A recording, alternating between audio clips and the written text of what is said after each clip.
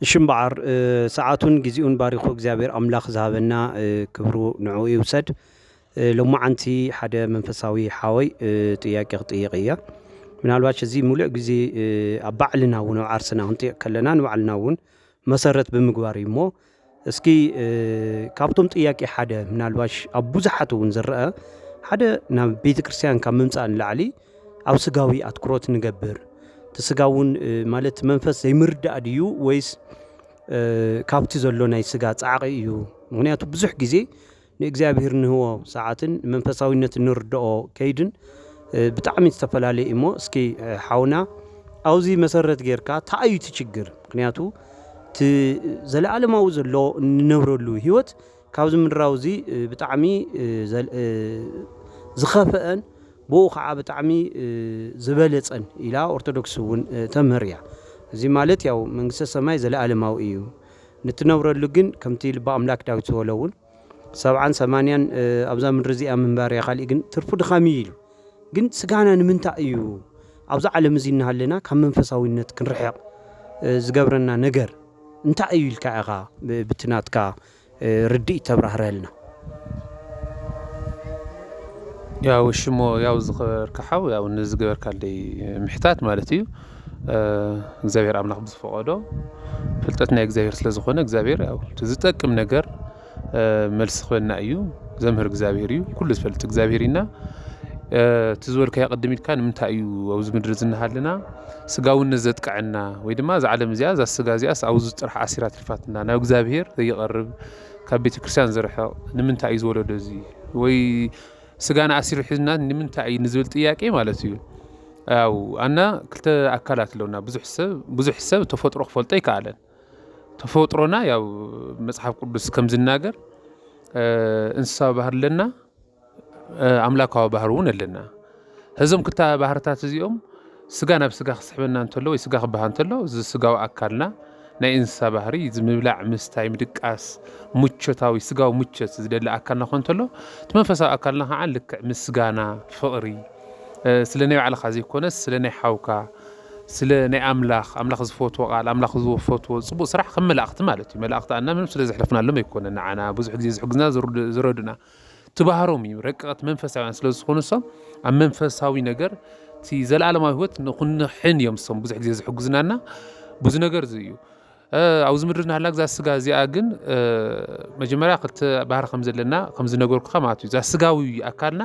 ኩሉ ሻዕ ናይ ስጋ እዩ ዘጨንቃ ልክ ካብ እንስሳ ምምሃር ይከኣል እዩ። ሓደ እንስሳ ተሪእኻዮ ዘጨንቆ ኩሉ ሻዕ ስለ ዝብላዕ እዩ ስለ ዝስተ ጥራሕ እዩ ስለ ምድራዊ ነገር ጥራሕ እዩ ዘጨንቆ። ብዙሕ ሰብ ከዓን እንስሳዊ ባህሪ ትሪእሉ ወይ ከዓን ስለ ስጉድ ጭራሕ ስለ ኣብዙሕ ስለ ዝጭነቕ ነብሱ ክትረአ ይከኣለትን ወይ ከዓን እግዚአብሔር ክረአ ይከኣል ነው ናይ እግዚአብሔር ሓይሊ ኣብኡ ክግለጽ ይከኣልን። ስለዚ እዚ ተጠቒሙ ድማ ጠላኣይ ናይ ጥንተ ጸላኢና ዲያብሎስ ማለት እዩ ዓለም እናርአየ ብሓድሽ ኩሉ ሻዕ ሓድሽ ዝመስል ነገር ግን ሓድሽ ዘይኮነ ኩሉ ሻዕ ግን ብሓድሽ ፈጠራታት ኣብቲ ዓለማዊ ጥራሕ ኣብቲ ምድራዊ ጥራሕ ንኽነትኩርና ምድራዊ ነገር ንኽንፈቲ ምድላይ ጥራሕ ዘይኮነስ ፎቲና ኣብኡ ተጸሚድና ንኩሉ ሻዕ ንኽንነብር ይገብረና ማለት እዩ። ብዙ ከዓ ብዙሕ ሰብ ምንም ዋላ ትርፋማ ተኾነ ዋላ ገንዘብ ተሓዘ ዋላ ዝና ተረኸበ ዋላ ብድላይ ዓዲ ተነበረ ዋላ ብዙሕ ነገር ማተርያል ኣብዚ ምድሪ ዘሎ ማተርያል እዩ። ምንም ካብ ማተርያል ምንም ኣብ ዓለም ማተርያል ጥራሕ ዝመለ እዩ። ምንም ናይ ቦታ ምቅያር ተዘይኮይን ናይ ነገርና ማተርያል ዝመለ እዩ። ብማተርያል ከዓ ደስታ የለን። ብዙሕ ሰብ ብዙሕ ነገር ረኺቡ እዩ ትዝሓስቦ ነገር ረኺቡሎ ዘይረኸበሎ ግን ተዋና ግን ሰላም የብሉን ደስታ የብሉን እርካታ የብሉን። ምክንያቱ ዘሎ ኣብ ምንታይ ኣብ እግዚአብሔር ናብ እግዚአብሔር ጥራሕ እዩ ኣብ መንፈሳዊ ህይወት ጥራሕ እዩ። ስለዚ ብዙሕ ዓለማዊ ሰብ ነሽዒቱ ብስጉኡ በቃ ደስተኛ መሲሉ ክረአ ይኽእል ግን ደስተኛ ግን ኣይኮነን። በቃ ደስተኛ ኣይኮነን ሰላም የብሉን ብጣዕሚ ዝተጨናነቐ እዩ። ሰላም ዘለዎም ብክልቲኡ ዝተሰሓሉ ጥራሕ እዮም። መንፈሳዊ ህይወቶምን ስጋዊ ህይወቶምን ብትኽክል ብመጠኑ ዘኸይዱ ሰባት ኩሉ ሻዕ ደስተኛታት ኮይኖም ዝተረጋግዑ ኮይኖም ትሪኦም። ሓደ ሰብ ኣብ መንፈሳዊ ጥራሕ ይትኩር ሓደ ሰብ ከዓ ኣብ ስጋዊ ጥራሕ ይትኩር። እዚ ክልቲኡ ናይ ቤተ ክርስቲያን ኣስተምህሮ ኣይኮነን። ብክልቲኡ ብመጠኑ ምግባር ግን ብጣዕሚ ናይ ጥበብ ዝሓትት ናይ ጥበበኛ ሰብና ብክልቲኡ ሰላሙን በረከቱን ብኩሉ ዝተማልአ ሰብ ኮን ይገብሮ። እዚ ሰብ ግን ንምንታይ እዩ ናብ እግዚአብሔር ዘይቀርብ ናብ እግዚአብሔር ብስጋዊ ጥራሕ ተጸሚት ዘይልና ብዘይ ምፍላጥ እዩ ካሊእ ይብሉ። ንኸምዚ ሐዋርያ ቅዱስ ጳውሎስ ሮሜ ምዕራፍ 2 እግዚአብሔር ንምፍላጥ ኣብ ዘይደልይዎ መጠን ይብል እግዚአብሔር ንኽፈልጥ ኣብ ዘይደልይዎ መጠን ዘይግባእ ንኽገብሩ ማለት እዩ ኣእምሮኦም ዘይጠቅም ነገር ሕሊፍይዎም ይብል ኣእምሮኦም ዘይጠቅም ነገር ሕሊፍይዎም እግዚአብሔር ስለ ዘይደልይዎ እግዚአብሔር ደልዮም ክፈልጥዎ ስለ ዘይፀዓሩ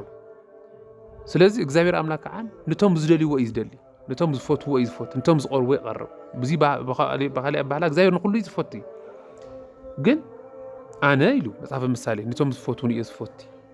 ናባይ ቀርቦ ክቐርበኩም እስኹም ደንደሳ ደንደስ ትኸዱ ኣነ እውን ደንደሳ ደንደስ ይኸይድ ስለዚ ዓለም ሓደ ዓለም ዝተመቸየ ሰብ እኒኦ ሓደ ከዓ ናብ ዓለም እናሃለየ ኣብ ዓለም እናሃለየ መውፅኡ ዝጠፍኦ ሰብ እኒኦ ምክንያቱ ካብ ብቆልዑ ጀሚሩ ካብ ማህፀነ ጀሚሩ ወለዱ ምንም ዓይነት ክጽልይ ወይ ናብ እግዚአብሔር ክቐርብ ኣይረኣየን ዕድል ዘይረኸበ ወለዱ እዩ በነገራችን ላይ ሰብ ዕድል ዘይረኸበ ናብ እግዚአብሔር ከመይልካ ያቐርብ እግዚአብሔር መን እዩ ኣይፈልጥን ተዘይሚርዎ ሰብ ክፈልጥ ይኽእል መጽሓፍ ቅዱስ ዝናገረና እሱ እዩ እግዚአብሔር ንኽንፈልጦ ስለ እግዚአብሔር ክንመሃር ኣለና ዝወለደ ግን እግዚአብሔር ከመይ ገይሩ ክፈልጦ ሓደ ዘይተማሃረ ብዙሕ ይትጸገሙ እዚ ኢልካ ትውስነ ነገር ኣይኮነን ሓደ ሰኣን ፍላጥ ዝገብረሎ ሓደ ከዓ ድሌትና ሃለዎ ሰኣን መንገዲ ዘርኦ መንገዲ እግዚአብሔር ከመይ ጌርካ ይርከብ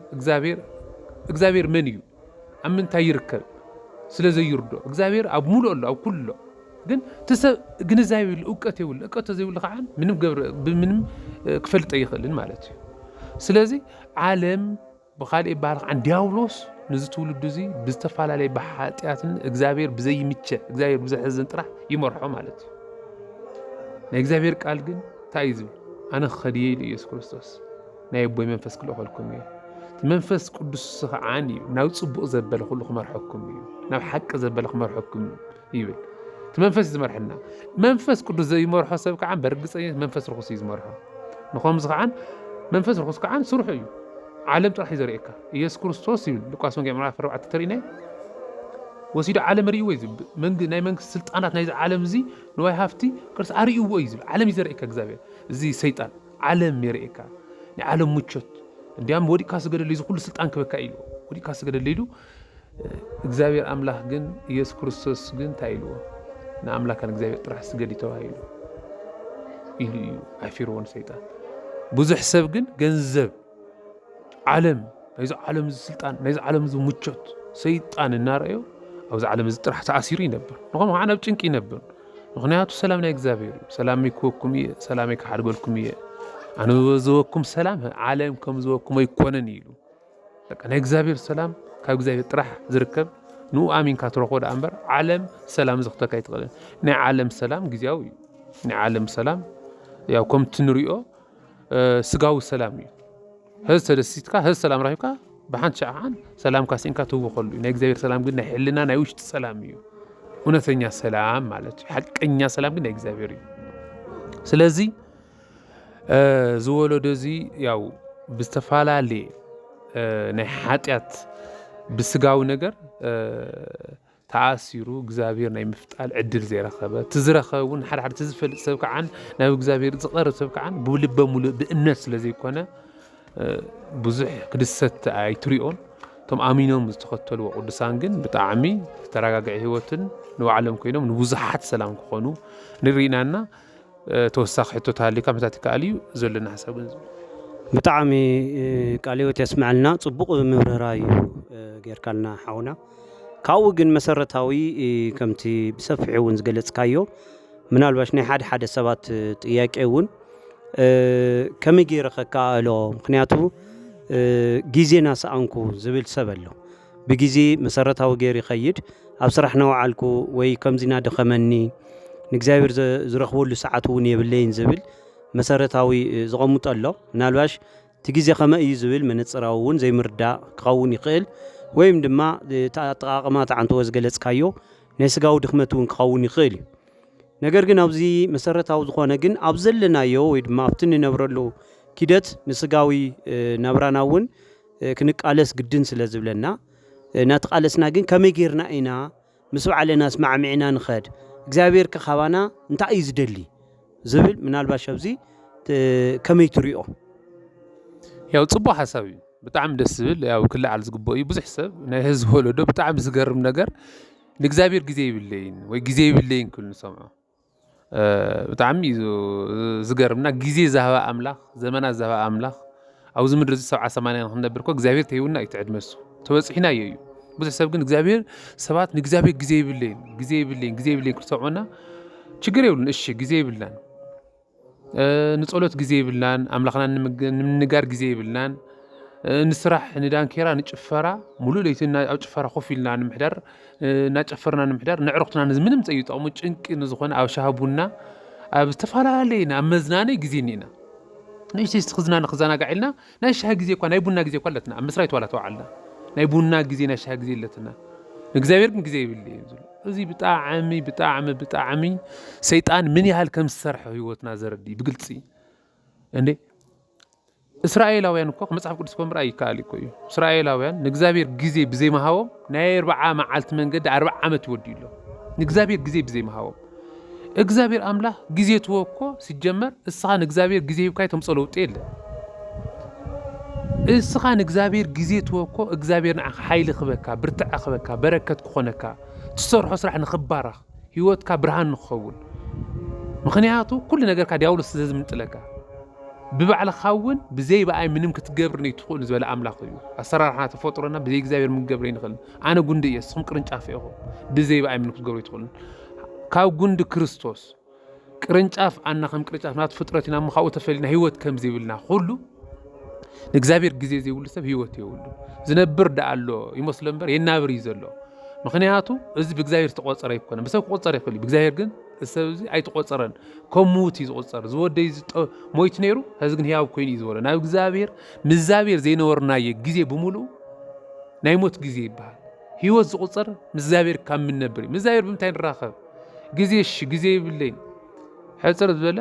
ጊዜ ማለት 5 ደቂቃ ንጸሎት መሃብ ማለት ካሊታ ምርኮ ይብሉ ንጎተስ ኢኻ ንምግብ ጊዜ ነይካ ሓቀይ ክዳን ንኽትገብር ጊዜ ነይካ ናይ ድቃስ ጊዜ ነይካ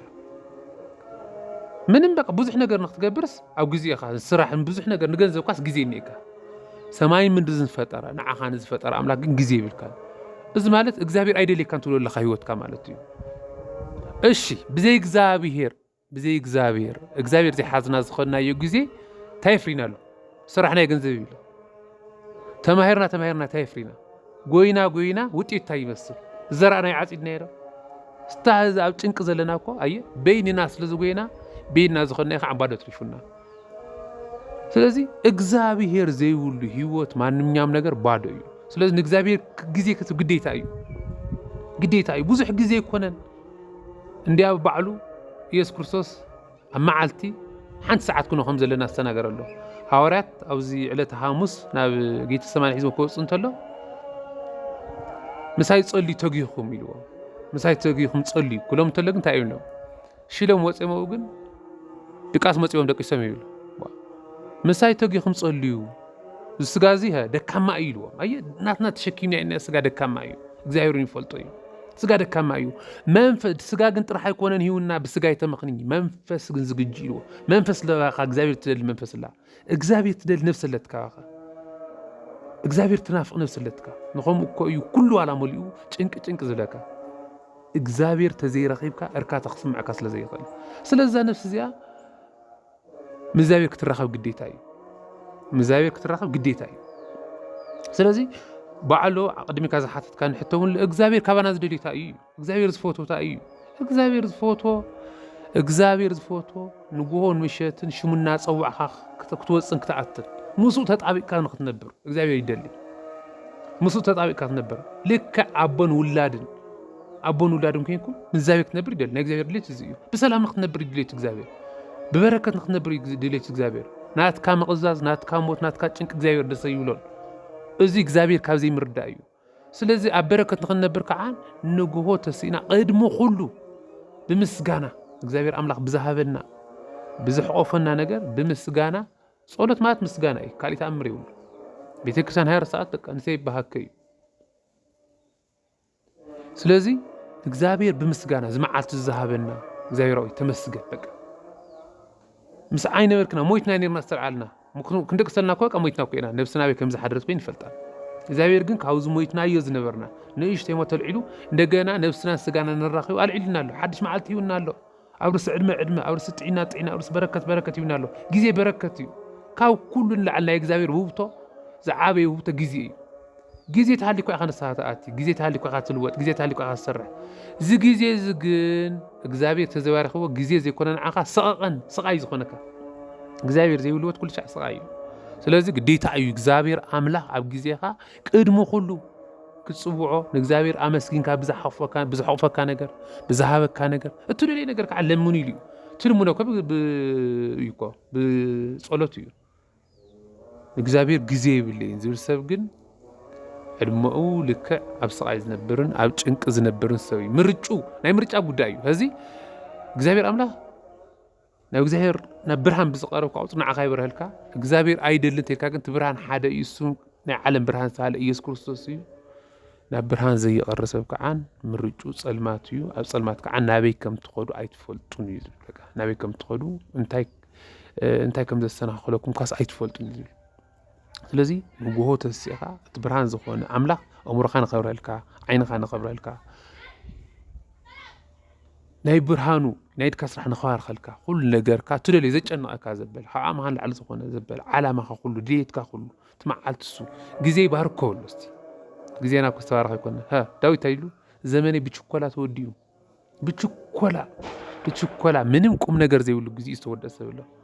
ተወሊዱ ሞይቱ ዝተባለ ምንም ዘይሰርሐሉ نشتي علم زلتهم بعد قدس ጨርቆስ ግን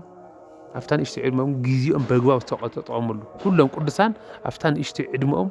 ቅዱሳን በሙሉም ካብ 27 ይሓልፉ ደቂ 15 ዓመት ድንግል ማርያም ቋ 15 16 ዓመት ሰማይን ምንድን ዝፈጠረ ኣምላኽ ተሸከመ እዚ ግዚኣ በግባው ተጠቂማትሉ 64 ዓመት ሚታሽ ነው ዝምድር እዚ ልዕል 900 كون لعلت شعنت ميتين تسعة عنقلن زجار ما تصلاقي عدم طرح قطر طرح انبر ازغيرتو هيلي تتصحف المصحف قدس ثلاثه عام زجار قدس ጨርቆስ ግን ተአምር ሰሪሑን وعلى خوين بركه نوع البركه رغيو نعنا بركه كوينا نمنتاي زعدم نمنتاي ناي قدس ጨርቆስ زمن تواريخ مزابير ስለዝحلفو قدسان نمنتاي زمنهم تواريخو مز እግዚአብሔር አካይድ مزابير ስለዝገበሩ ስለዚህ እግዚአብሔር ካባና ዝደልዩን እግዚአብሔር ካባና ዝደልዩ ተሃሊ ምስኡ ንክንነብር እዩ ምስኡ በሰላም ክንነብር በፈቃዱ ንክንመላለስ ይዝደልና በፈቃድ እግዚአብሔር ምምላስ ማለት ታይ ማለት እዩ ጸሎት እግዚአብሔር አምላክ ሁሉ ነገር ካን እግዚአብሔርና ተሐሳሰብካ መዓልትካ ይኹን ዘመንካ ይኹን እግዚአብሔርና ሃብካ ንኡና መስገንካ ተአቲ ብትዛሃበካ ብሙሉእ ከዓን ምሸት ከዓን ተመስገን ኢልካ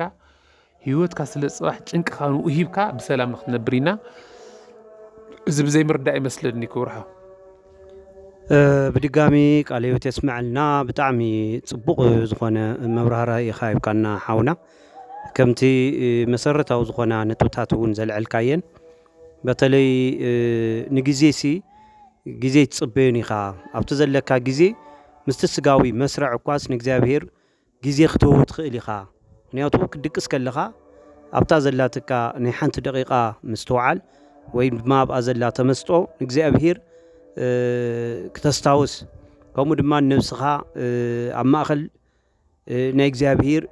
تصاويعت كتجبر تصولت كتجبر كومو دما ختبلع خلخا باريكا ختبلع تصليخا ختبلع أو تخدل من قدي كله من قدي أو ما يكون له لبا أملاك داوت كم استناجرون أو كله جعزها بتشا محسابي دللي جزابير لبن كلالي تنمرمريو سلازي بسفحو حاونا براري خايخا كبرات حوات من الباش كابت كفال كلتا منم عينت ጥያቄ ተልይኩም ኮይኑ او ኮመንት ጽሐፉልና كفال كلتا دما بخالي ጥያቄያዊ በተለይ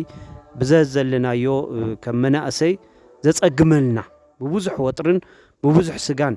تزلنايو غيزي زمنن ون بعلو نت غيزي بعلو